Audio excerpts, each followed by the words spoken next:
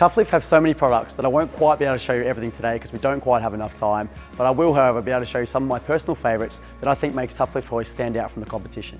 What better place to start than one of Tufflift's most popular hoists, the TL3.6 parking hoist.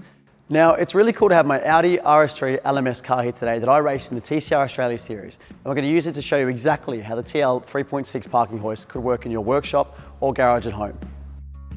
Available in both standard and extra tall versions, the TL3.6 is designed to instantly double the parking space in your garage or workshop, making it a favourite for those with growing car collections, as well as those with professional car storage facilities.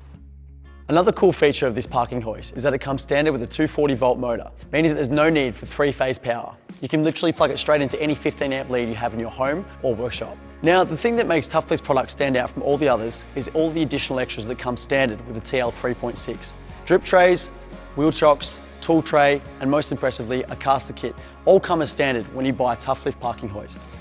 The caster kit is a super convenient feature that means when there's no cars on the hoist, you can move your parking hoist to wherever you need in your workshop.